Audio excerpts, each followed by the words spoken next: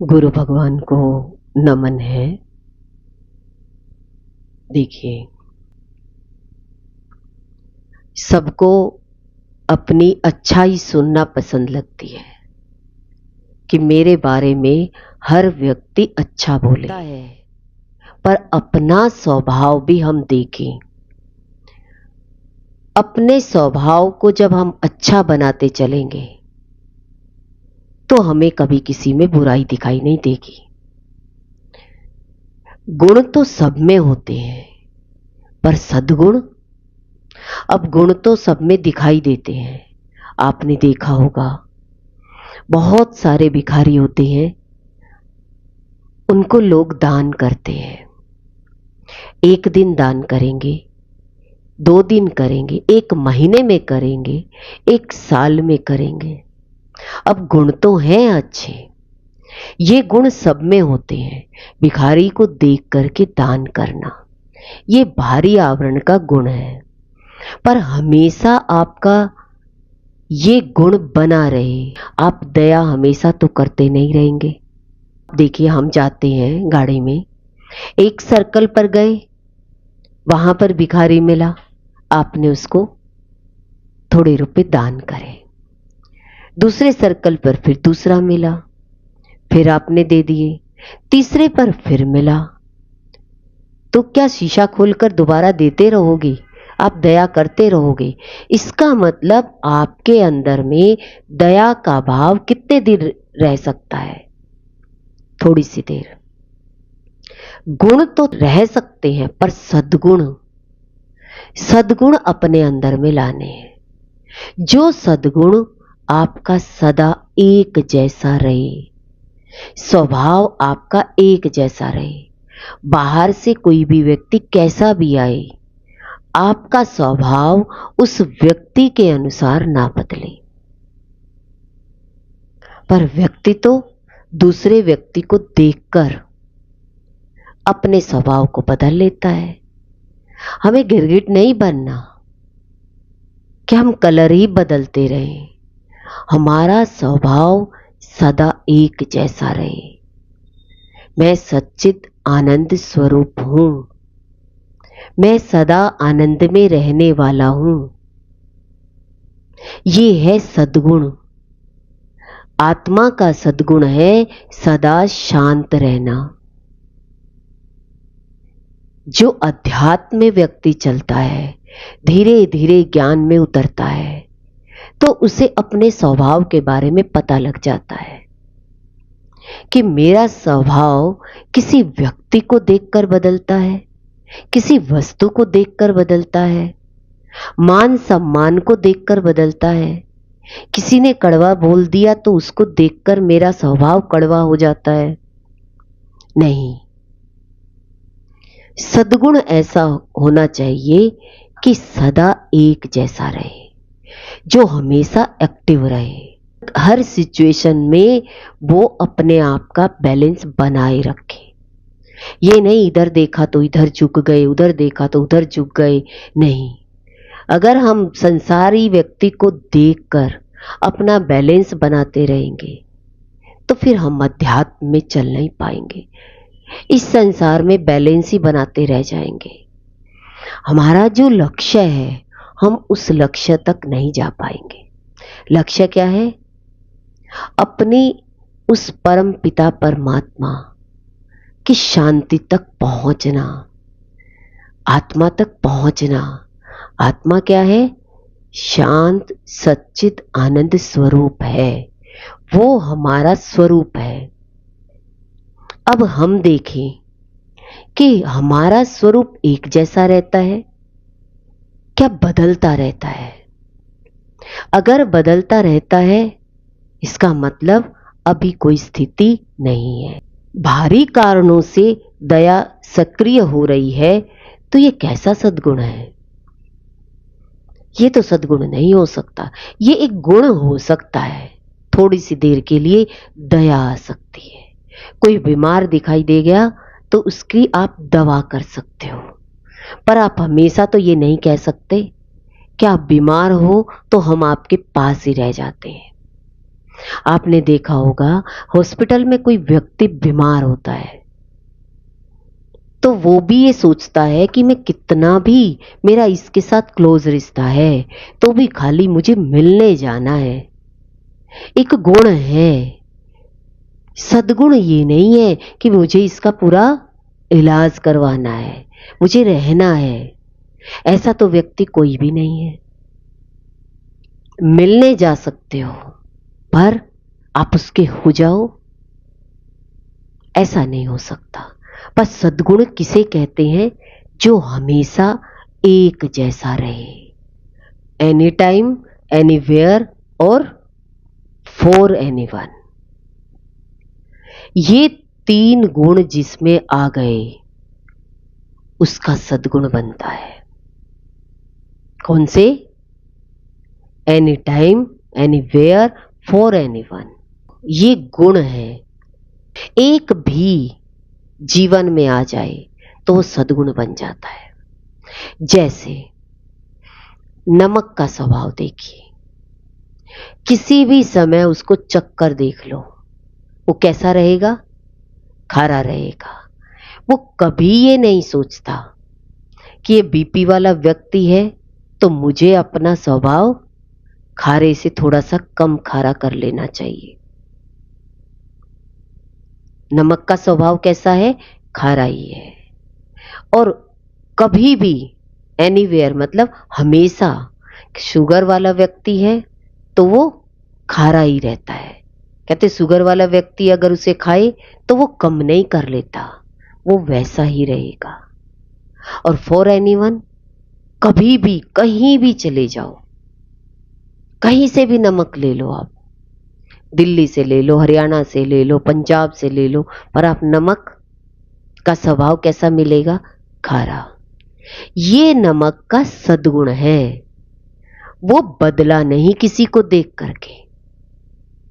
हम अपने जीवन में देखें, हम कभी किसी के सामने मीठे, कभी खारे तो कभी खट्टे मीठे। इसका मतलब आत्मा का स्वभाव नहीं है।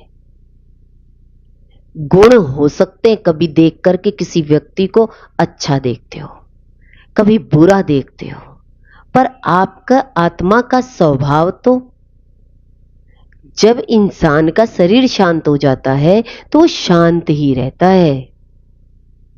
कहते हैं ये अब आत्मा की स्थिति में है। अब ये ना देख सकता ना बोल सकता, पर जीते जागते अपने स्वभाव में रहना। कोई बहुत गंदा सोचता था किसी के बारे में, पर जब उसकी मृत्यु हो जाती है तो वो उसके सामने राग द्वेष रखता है? नहीं, क्योंकि अब वो गुण समाप्त हो गए। अब सद्गुण क्या हो गया? आत्मा का सद्गुण क्या है? शांत सच्चिद आनंद स्वरूप। अपने आत्मा में रहना, अपने स्वरूप में रहना। नमक खारा है तो अपने स्वरूप में रहा। ऐसे ही जो व्यक्ति आत्मा के गुण में आ जाता है तो वो ना तो धनवान देखता, ना गरीब देखता, ना भिखारी देखता। फिर वो दान करते हुए भी एक जैसा है, पर उसकी स्थिति क्या है? आत्म स्थिति है। भगवान श्री कृष्ण की देखिए आत्म स्थिति है। वो विवेकवान है। विवेकवान कैसे? कि किसके सामने हमने विनम्रता बरतनी है, किसको क्षमा करना है और किसको दंड देना है, एक हमारे जीवन में होना चाहिए। विवेक के बिना हम क्या कहेंगे? ज्ञान सुन करके जो गलती कर रहा है तो उसको भी क्षमा कर दो। भगवान ने दुर्योधन को नहीं कहा अरे छोड़ो अर्जुन, क्या करेंगे युद्ध लड़के, क्षमा कर देते हैं। नहीं, देखिए दंड देते हुए और क्षमा करते हुए भी हमारा विवेक इस्तेमाल होना चाहिए। ज्ञान हमें विवेक देता है। हम ज्ञान को भी एक तरफी लगा लेते हैं। अरे गुरु ने कहा है क्षमा कर दो, भगवान श्री कृष्ण ने दुर्योधन को क्षमा नहीं किया, कंस को क्षमा नहीं किया, दंड दिया। हम क्या करते हैं, ज्ञान सुनकर के गलत व्यक्ति को भी क्षमा करने लग जाते हैं। इसीलिए कहा कि गुरु का ज्ञान हमारे जीवन में बहुत जरूरी है। देखिए, है तो आत्मा ही, पर गलत कर रहा है तो व्यवहार में तो आपने गलती का दंड देना है। भगवान ने दंड दिया, दोनों ही चीज दी कि क्षमा करते हुए आपके पास विवेक होना चाहिए, ये व्यक्ति मेरे लिए हानिकारक है, ये लाभदायक है। साधक के अंदर में सद्गुण होने बहुत जरूरी है।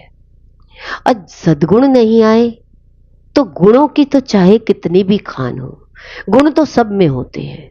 डॉक्टर में बहुत गुण है, वो हर एक व्यक्ति का इलाज करके ठीक कर सकता है, पर कई बार डॉक्टर से भी गलती हो जाती है, पर उसकी भी सजा मिलती है। सीधा व्यक्ति केस कर देता है, उसकी डॉक्टरी की डिग्री भी फेल हो जाती है। पर वो तो दया करने बैठा था, पर दया के साथ साथ कई बार विचार खराब हो जाते हैं, और विचार के साथ साथ काम खराब हो जाता है। ऐसे ही हमें जब सत्य का मार्ग चुनते हैं, अध्यात्म का मार्ग चुनते हैं, तो हमारे अंदर में सबसे पहले विवेक होना चाहिए। विवेक के साथ साथ हमारे अंदर में साहस होना चाहिए। अब चलना तो चाहते हैं सत्य के पथ पर, सत्य के पथ पर चले हैं और झूठ वाले से आज्ञा लेना चाहते हो। जो व्यक्ति सत्य की तरफ जाता नहीं है और झूठ वाला आपको मना कर दे कि नहीं, क्या करोगे जा करके, देखिए वो तो संसारी है, वो तो संसार में ही जाएंगे, पर आप सत्य की तरफ जाने के लिए संसारी व्यक्ति से आज्ञा मांगेंगे तो वो आपको दबाएंगे और डराएंगे। तो आप क्या कहेंगे? आप क्या कहेंगे? जैसा वो कह रहे हैं वैसा करना चाहिए। उन्हें तो सत्य का मार्ग पता ही नहीं है कि हमें मानव जीवन मिला है अपने आत्मा के लिए, अपने स्वरूप के लिए। अब उनको तो जानकारी है नहीं, और हमें जो जानकारी मिली है तो हम उनसे आज्ञा मांगते हैं। तो क्या हुआ? अज्ञानी व्यक्ति की बात सुन करके आप दब गए, और आपने क्या कहा? अध्यात्म के पथ पर भी हमें आज्ञा लेकर चलना चाहिए।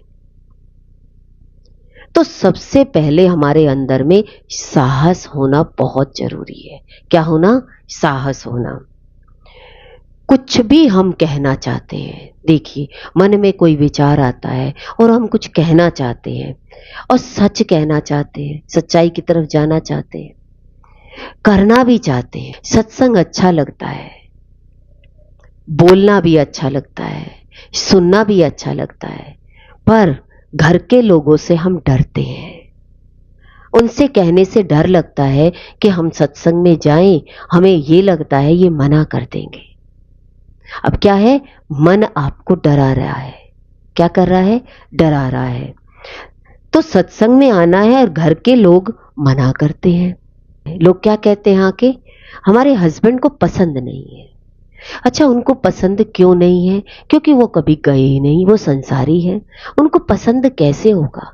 उन्हें तो सत्य का पता ही नहीं। वो तो सत्य के मार्ग पर एक दिन जाते हैं। कभी कोई रिश्तेदारी में मर गया तब एक वचन बोलते हैं, राम नाम सत्य है। तो उन्हें तो एक दिन बस लोगों के साथ बोलना है, बस सत्य का नहीं पता। वो झांक कर नहीं देखते, पर हम आज्ञा किससे चाहते हैं? वो आज्ञा दे। तो कहते हैं हस्बैंड तो आते हैं पर वाइफ मना करती है। वो जॉब करती है, वो क्या कहती है? आप घर में रहो। अब वो संसारी है तो हस्बैंड क्या कहेंगे? मेरी वाइफ मना करती है। अब दोनों को ही प्रॉब्लम है।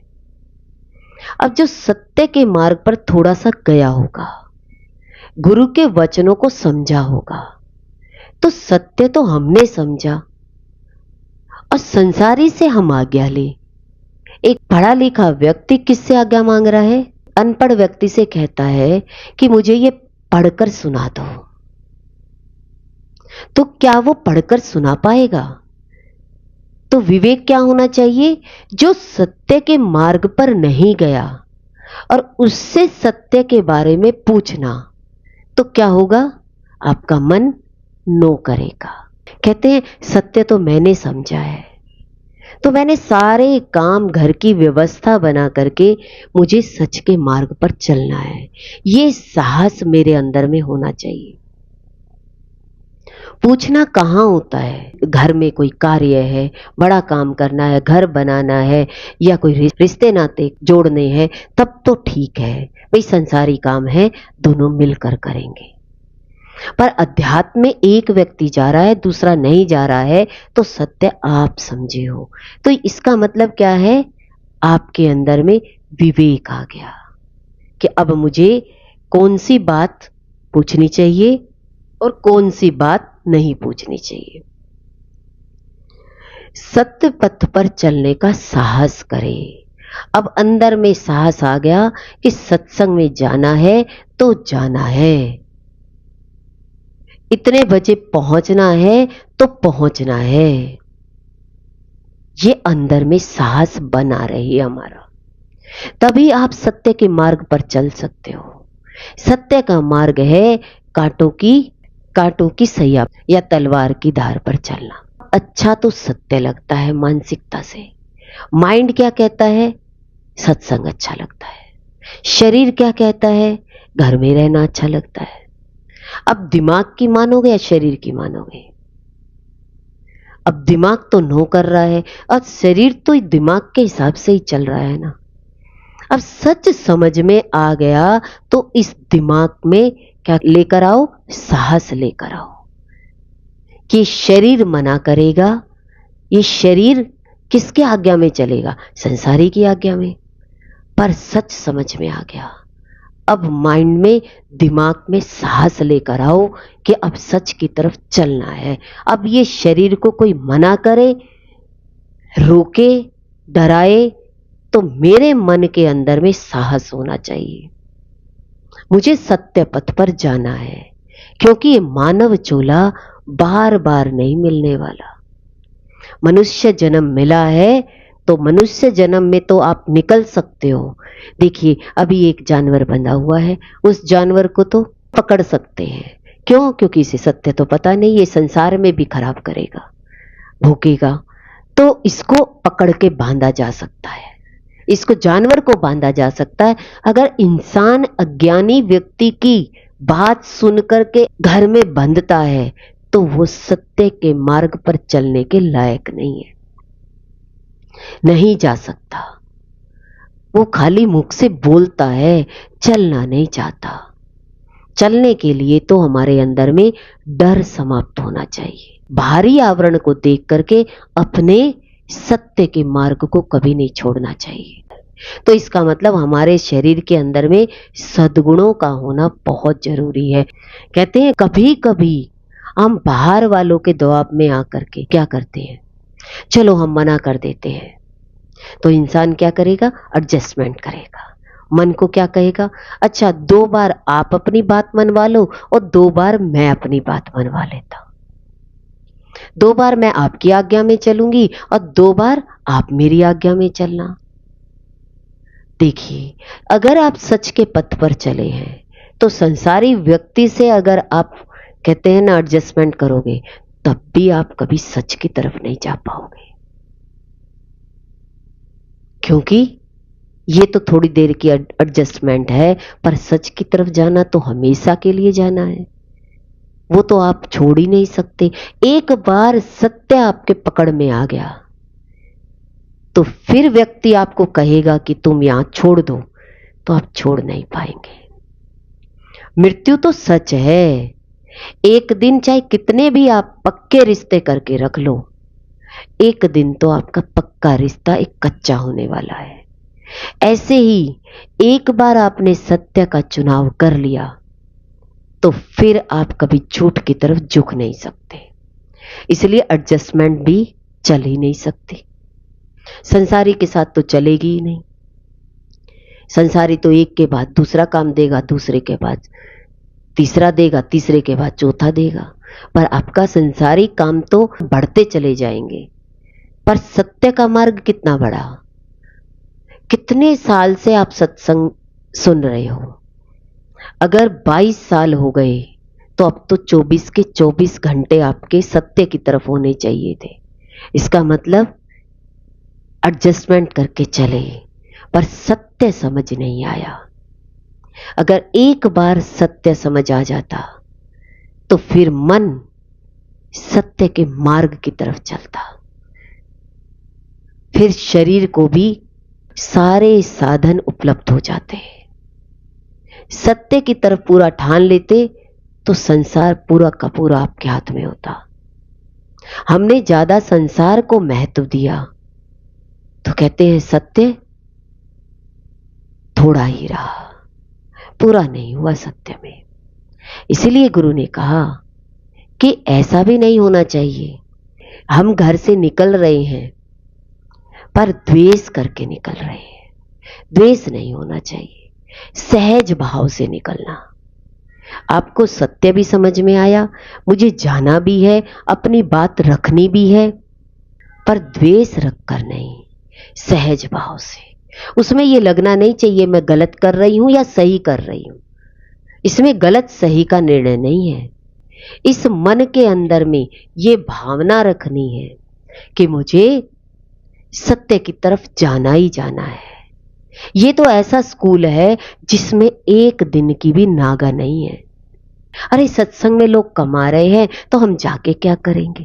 तो ये बात समझ में आपके आई या नहीं आई कि सत्य है क्या?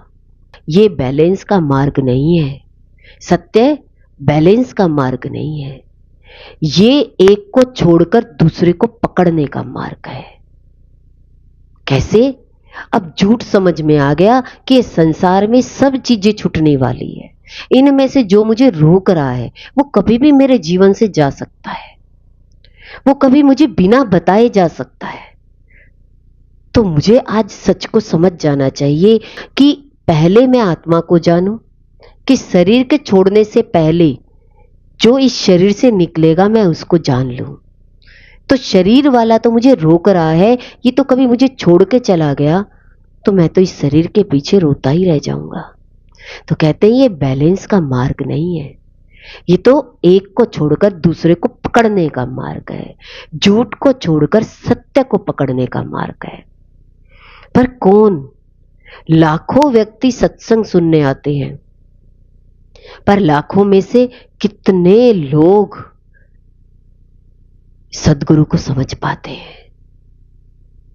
सब झूठ के ही मार्ग को समझ पाते हैं। सच को तो कोई कोई समझ पाता है कि सद्गुरु क्या होते हैं, गुरु क्या होते हैं, गुरु से प्रेम क्या होता है। गुरु से सारी क्रियाएं तो समझ सकते हो, पर गुरु प्रेम, गुरु रात कहे तो रात।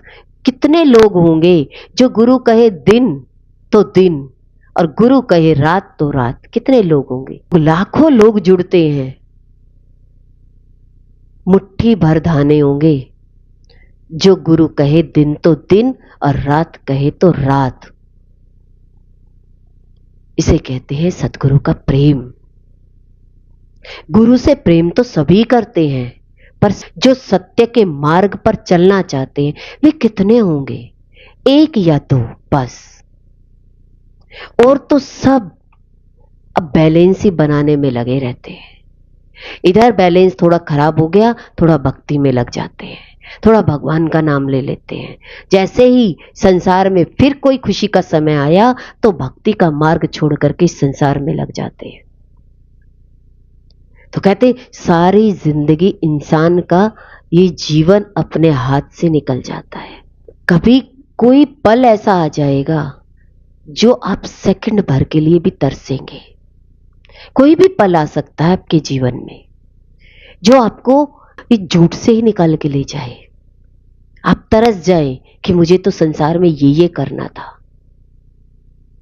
कभी भी वो पल आ सकता है, एक सेकंड में इंसान जा सकता है। पर क्या हम ये सोचते हैं कि हमारे हाथ से हमारी सांस की डोर जा सकती है? कभी हमारी डोर कट सकती है? क्यों अंदर में ये डर बना रहता है? अगर हमारा संसार में थोड़ा सा झगड़ा हो गया और हम भगवान की तरफ जाएंगे तो संसार हमारा खराब हो जाएगा। संसार तो एक सेकंड में खराब हो सकता है, वो दुनिया से जा सकता है, सारी जिंदगी खराब हो सकती है। पर एक बार भगवत प्राप्ति हो गई तो ये संसार आपका मुट्ठी में है। पर संसार में रह करके और भगवान की तरफ नहीं गए तो संसार तो छूटना ही छूटना है। ये झूठ तो छूटेगा ही छूटेगा। कितने भी रिश्ते आपके पक्के क्यों ना हो, ये छूटेंगे ही छूटेंगे। आप मुट्ठी भर, कहते ये बालू रेत की तरह है, ये सब खाली हो जाएंगे, एक भी आपकी मुट्ठी में नहीं रहेगा। कहते हैं ना, कसमें वादे प्यार वफा सब झूठे हैं, झूठों का क्या कोई किसी नहीं है जग में, नाते हैं नातों का क्या, कसमें वादे प्यार वफा सब झूठे हैं, झूठों का क्या। सच में ये संसार ऐसा है। कितने लोग हाथ से हाथ मिला करके कसमें वायदे करते हैं। गुरु हमें यही कहते हैं, कभी प्रतिज्ञा मत करो। भीष्म पितामह ने ऐसी प्रतिज्ञा करी, वो तोड़ ही नहीं पाए। संसार में लोग प्रतिज्ञा करते हैं पर कहां पूरी होती है, सब टूट जाती है।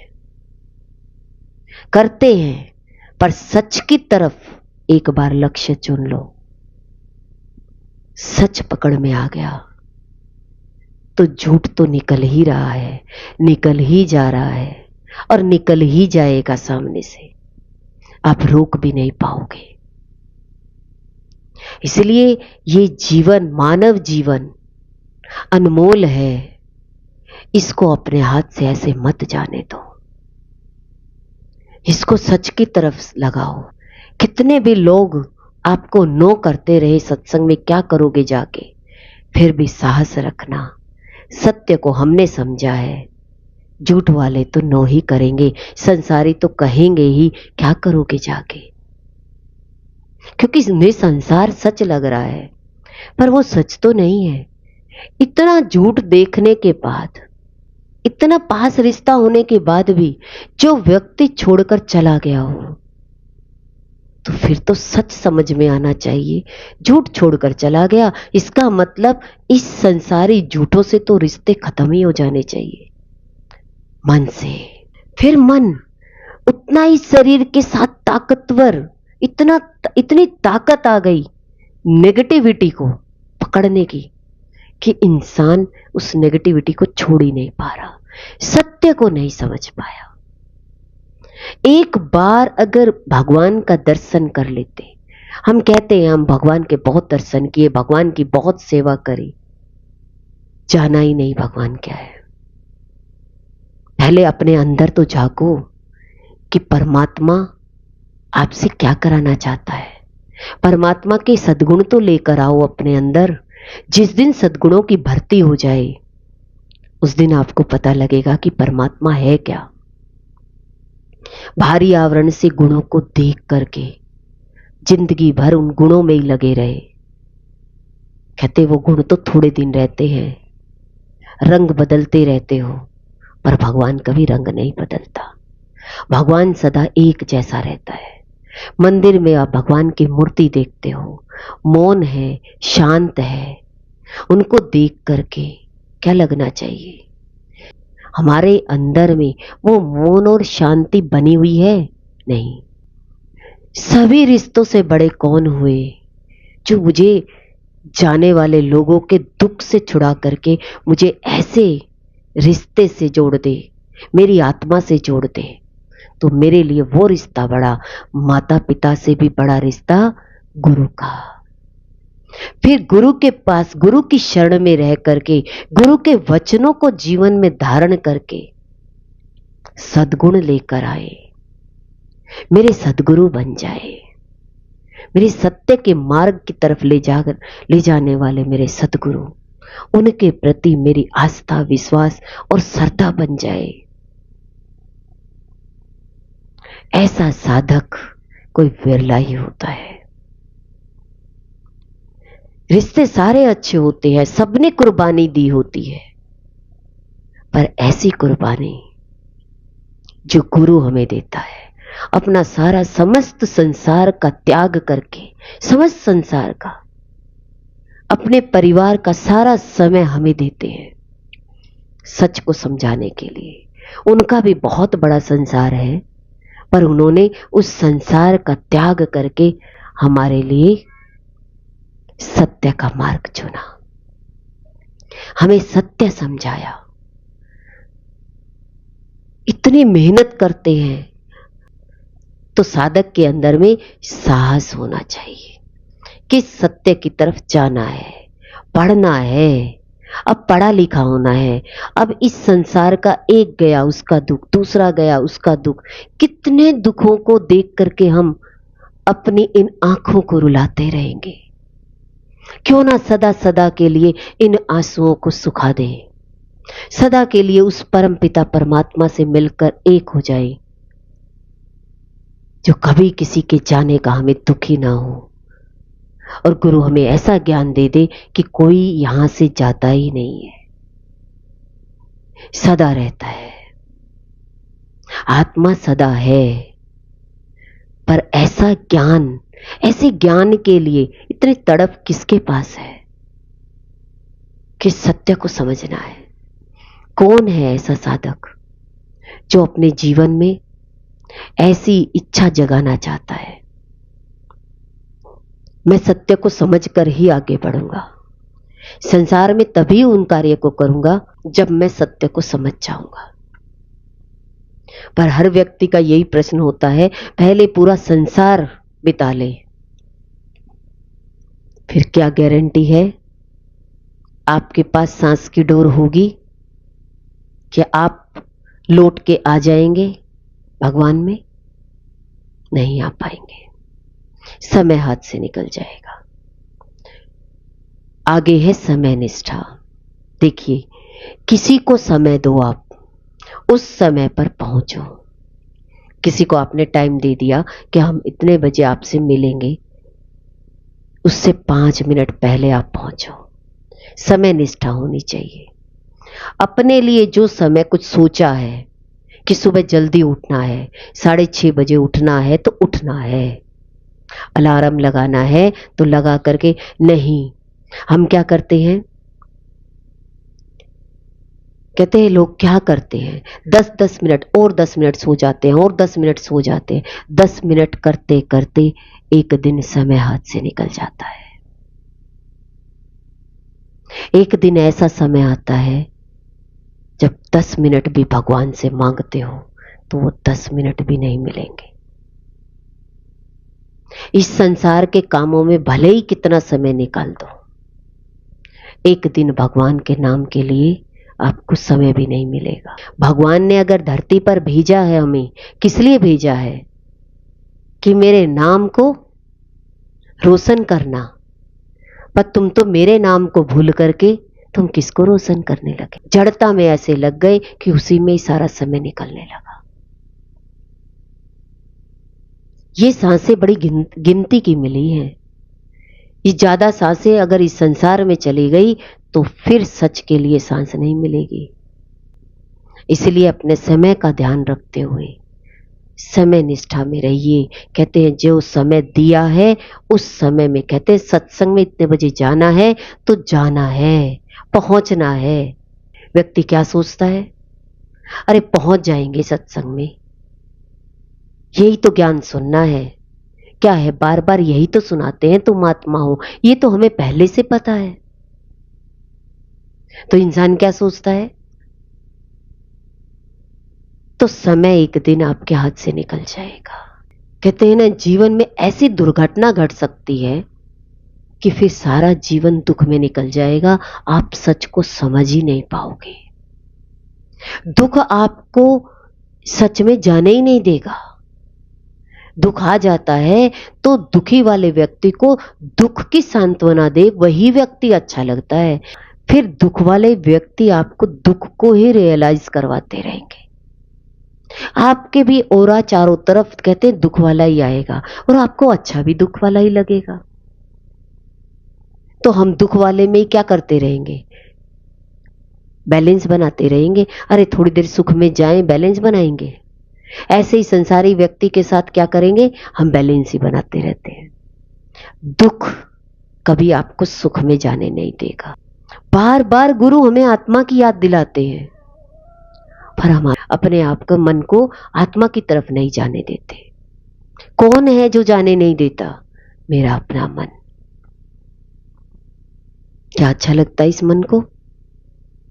मन को ये दिखाई दे रहा है ये पूरा शरीर झूठ है। इस शरीर में पेट में दर्द हो जाए तो मैं मेरे मन से कहूं कि तू पेट में दर्द जो हो रहा है ये ठीक हो जाए, क्या मन मान लेगा? क्या पेट मान लेगा? नहीं मानेगा। दर्द उठेगा तो उठेगा। तो इस शरीर को आपको कहां ले जाना पड़ेगा? हॉस्पिटल में ले जाना पड़ेगा। आपके कहने से ठीक नहीं होगा। ऐसे ही इस मन को सच के मार्ग पर ले जाना पड़ेगा। ये शरीर कभी नहीं कहेगा आत्मा के रास्ते चलो, पर इस शरीर को जबरदस्ती उठा करके सत्संग में बिठाया जाएगा। पर मन क्या इस शरीर को सत्संग में ले जाने के लिए तैयार है? कितने बहाने लगा देगा सत्य की तरफ जाने के लिए। कितने बहाने लगाएगा? कितने बहाने हैं संसार के। पूरा संसार बहानों से भरा है। पर अगर आपको सच समझ में आ गया हो तो इन बहानों को मत सुनना। समय की कदर करना। मानव चोला अनमोल है, इसकी कदर करना। 84 लाख योनियों के बाद ये चोला मिला है आपको। एक जन्म के बाद नहीं, 84 लाख।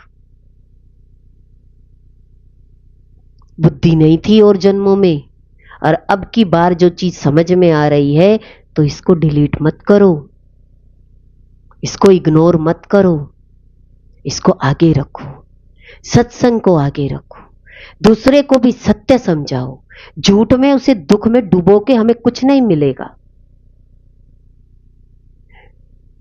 दुख में डुबो के हमें कुछ नहीं मिलेगा। अच्छा, आपको बार बार कोई दुख की बात करता रहे, आप रोते रहे रोते रहे रोते रहे, इसका मतलब दूसरे व्यक्ति को कौन सा रस आ रहा है? आपके रोने का। दूसरा हमारा मन ही है जो हमें सत्य की तरफ नहीं जाने देता। कहते हैं कोई जीवन में आपको याद आ रहा हो तो सच तो बोलो। हमेशा क्या बोलना चाहिए हमें जीवन में? सच। देखिए, कई बार व्यक्ति गुरु के सामने बैठकर भी झूठ बोल देता है, पर आपके अंदर का मन कहता है कि मुझे झूठ नहीं बोलना चाहिए था, सच बता देना चाहिए था। क्या होता? पर आपका मन कचोट रहा है, मुझे कह देना चाहिए था। आपको आपने दूसरे के आगे भी कह दिया। दूसरा व्यक्ति भी आपको समझा रहा होता है कि तुम सच बोल दो, झूठ मत बोलो, तब भी हमारे अंदर में सच नहीं आता। कहते हैं ना, हम तो एक ही बात बोल देते हैं, हे भगवान झूठ बोल दिया तो बोल दिया। तो भगवान को कह तो दिया आपने, झूठ बोल दिया तो बोल दिया, क्या हो गया? तो गुरु के सामने भी अगर आपको लगे कि मुझे सच बोलना है, सत्य की तरफ चलना है, तो अपनी बात कह देनी चाहिए। अंदर नहीं अपने झूठ में आना चाहिए। कहते हैं आप सत्य के मार्ग की तरफ, आत्मा के मार्ग की तरफ नहीं जा पाएंगे, आपकी वहीं रोक लग जाएगी। कौन रोक लगा देगा? आपकी अंतर की शक्तियां आपको सत्य की तरफ जाने ही नहीं देंगी। एक झूठ के पीछे अगली बार अगर आप सत्संग में जाना चाहेंगे तो कोई ना कोई कारण ऐसा आ जाएगा, आप सत्य की तरफ नहीं जा पाए। किसने रोका आपको? ये सारे देवी देवता, ये सारी शक्तियां हमारा कब साथ देगी? जब आप सत्य बोलेंगे। ये आत्मा के मार्ग के लिए बने हैं, ना कि ये हमारी इच्छाओं और कामनाओं को पूरा करने के लिए। इच्छा कामना तो पूरी आपकी हो ही जाएगी जब आप आत्मा के मार्ग पर चलेंगे, पर आत्मा के मार्ग के लिए पहले साहस जुटाना, दूसरा सत्यनिष्ठा, तीसरा सच बोलना। मन में झूठ को मत घुमाते रहना, नहीं तो ये आत्मा का सत्संग आपसे छूट जाएगा, आप जा ही नहीं पाओगे। शरीर में रोग पैदा हो जाएगा, कोई भी कारण बनेगा, आप पहुंच नहीं सकते सत्संग तक। कितने कारण लोगों के बने, क्या आप आत्मा के मार्ग की तरफ नहीं जा सके? तो लोग फोन करके एक ही बात तो बताते हैं, आज हमारे ये हो गया, तो गुरु समझ जाते हैं कि इसने कहीं ना कहीं झूठ का मार्ग चुना है, कहीं ना कहीं झूठ बोला है, तो ये सत्संग तक नहीं आ पाया। तो गुरु को तो पता ही लग जाएगा, आपको कहने की भी जरूरत नहीं है। आप पहुंच नहीं पाए तो उसका कारण क्या है? झूठ है, कि जीवन में झूठ ज्यादा है, सच है ही नहीं। आगे है स्वीकार भाव। कहते हैं हमेशा इंसान को बहुत प्रयास करना चाहिए, बहुत एफर्ट करने चाहिए, उसके बाद स्वीकार भाव आता है। इंसान एफर्ट तो कुछ लगाता नहीं है और कहता है मैं तो स्वीकार करे जा रहा हूं। स्वीकार भाव इंसान को कब आना चाहिए? कहते फिर कुछ भी रिजल्ट आए, मेहनत तो करो, भक्ति तो करो, भक्ति के बाद अगर कहते जो भी रिजल्ट आता है, बिना भक्ति के मैं आत्मा हूं, बस घर में बैठ गए। हमारी आत्मा की स्थिति नहीं बन रही, हमारा ध्यान नहीं लग रहा, कहते उस ओरे में गए ही नहीं। तो पूजा पाठ का समय तो यही होता है, उसके बाद तो देखिए सूर्य की धूप, सूर्य की ऊर्जा कम हो जाती है। तो जिस बीज पर, जिस संकल्प पर ऊर्जा ही नहीं पड़ी, तो वो बीज कैसे फलीभूत होगा? उस बीज पर अगर सूर्य की गर्मी नहीं पड़ी तो वो बीज अंकुरित ही नहीं होगा। तो इसलिए कहा जाता है कि सुबह सुबह के दोपहर में भक्ति करनी चाहिए। भक्ति का मार्ग है सुबह सुबह, वैसे तो सुबह ही करनी चाहिए, और गुरु के ओरे में तो कहते सुबह ही जब हम आ जाते हैं तो गुरु के तो 24 घंटे भक्ति है, 24 घंटे भगवान का नाम चलता है। तो वहां तो जब भी आ गए तभी सवेरा। सुबह सुबह लोग देखिए नौकरी पर जाते हैं, नोट कमाने जाते हैं, तो कितने बजे भागते हैं? 9 बजे का टाइम होगा तो 7 बजे कोई कहता है मैं गुड़गांव जाता हूँ, गुड़गांव जाने में कहते 3 घंटे लग जाएंगे, बहुत ट्रैफिक मिलेगा, 6 बजे निकलते हैं। देखिए ऑफिस में 3 घंटे में पहुंचेंगे, पर 3 घंटे पहले निकलेंगे। किसके लिए? पैसे के लिए। उस पैसे का क्या होगा? जीवन में वो पैसा दुख में लगेगा, पर कमाई के लिए जाते तो सुबह सुबह है, रात को तो लौटने का समय हो जाता है। पक्षी 6-7 बजे अपने घोंसले में जाने लग जाते हैं। इंसान क्या कहेगा? अब भगवान का नाम लेंगे सारा काम काज पूरा करके।